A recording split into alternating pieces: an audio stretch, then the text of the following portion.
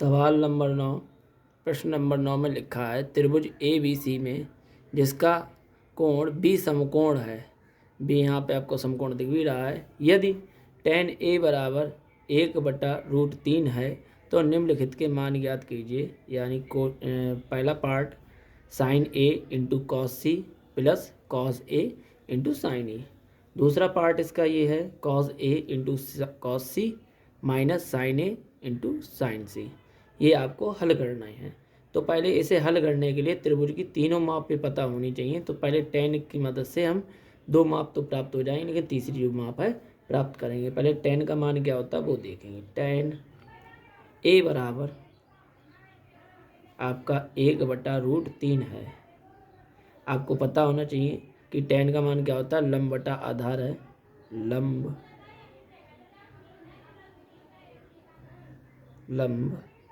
बटा आधार।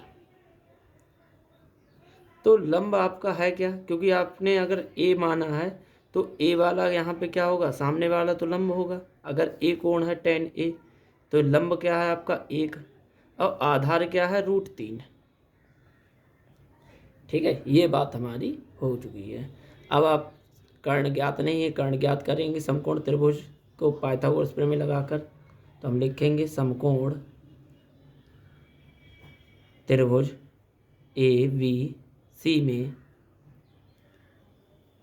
ए सी का स्क्वायर, ए सी यानी कर्ण का स्क्वायर बराबर ए बी का स्क्वायर यानी कि आधार का स्क्वायर प्लस बी सी का स्क्वायर यानी कि लंब का स्क्वायर। यहाँ पे लिख देंगे ब्रैकेट में कारण क्या है, कैसे ये ऐसे कैसे हो गया, पाइथागोरस प्रमेय से।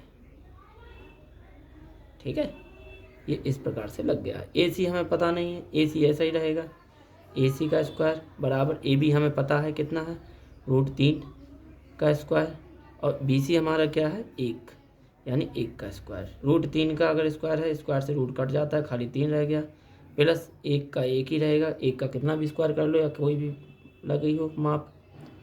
स्क्वायर ऐसे ही चलेगा, ए सी का स्क्वायर इधर ऐसे ही लिखा रहने दो, 3 और 1 कितने हो जाएंगे 4। स्क्वायर किस में चला जाएगा, रूट में, ए सी बराबर √4 और 4 का मान आप पता होगा कि ए सी बराबर 4 किसका है, 2 का है, यानी 2 सेंटीमीटर या 2 ही मानो या 2 सेंटीमीटर मानो, ये आपको 2 प्राप्त हो गई। अब हमें तीनों भुजाएं की परिमाप पता चल चुकी है। तो पहला हमारा जो क्वेश्चन है, पहला लिखा है साइन ए इंटू, ये इंटू ही है पॉइंट लगाए तो, cos c plus cos A into sin c, ये लिखा है। अब इसे हल करेंगे तो देखो साइन ए है, अगर साइन ए है तो साइन का मान क्या होता है, लंब बटा कर्ण होता है। अगर ए है तो लंब क्या है 1 और कर्ण क्या है, कर्ण तो वही रहेगी 2 ही है, इंटू का मतलब गुणा कॉस सी।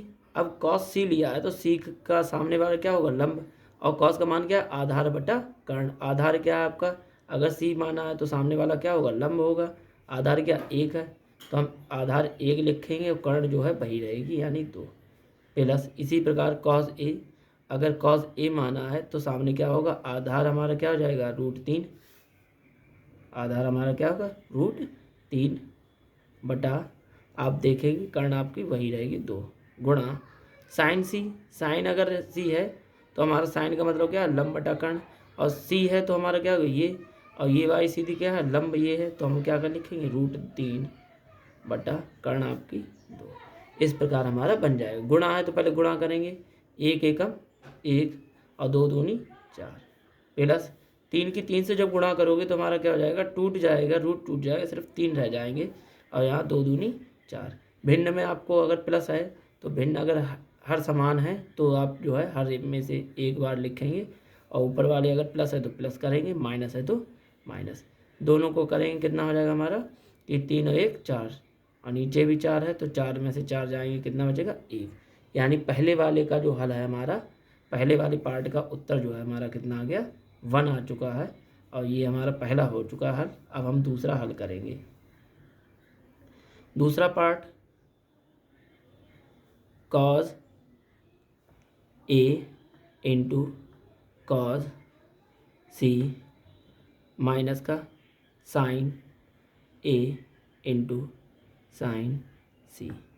अब देखोगे वही बात कि कॉस ए, अगर कॉस ए है तो ए वाला ये, और कॉस का होता गया आधार बटा कर्ण। आधार यानी कि कॉस ए है, ए की सामने वाली लंब है, तो आधार क्या होगा √3 बटा कर्ण तो आपकी 2 ही रहेगी, गुणा कॉस सी तो सीधी वाली लंब है, ये कर्ण आधार है तो 1 बटा √2 ये बन गया। इधर देखेंगे साइन ए है तो क्या होगा सामने वाला लंब, साइन का मतलब क्या होता है लंब बटा कर्ण, तो लंब यानी सामने वाली भुजा क्या है 1 बटा कर्ण आपका 1 बटा 2, और साइन सी है तो सामने वाली लंब हो जाएगी यानी √3 बटा 2। इनकी भी पहले गुणा होगी तो हम क्या करेंगे, 3 की अगर 1 से करोगे √3 एकम 3 और नीचे 2 दूनी 4, माइनस का 3 एकम 3 और नीचे 2 दूनी 4। अब देख पाओगे 4 है ना, ये 4 हो जाएगा। अब हर समान है तो हर समान में से एक बार लिख लोगे और √3 में से माइनस के √3 घट जाएंगे तो हमारा क्या बचेगा 0, और 0 बटा 4। आपको अब पता होगा कि 0 के बट्टे में आप कुछ भी लिखना ठीक नहीं है तो सिर्फ 0 ही रहेंगे, तो हम क्या करेंगे 0 ही इसका जो है आंसर आ जाएगा। इस प्रकार दोनों हमारे पार्ट हल हो चुके हैं और इस प्रकार के प्रॉब्लम्स या क्वेश्चन को हम इसी प्रकार हल करेंगे।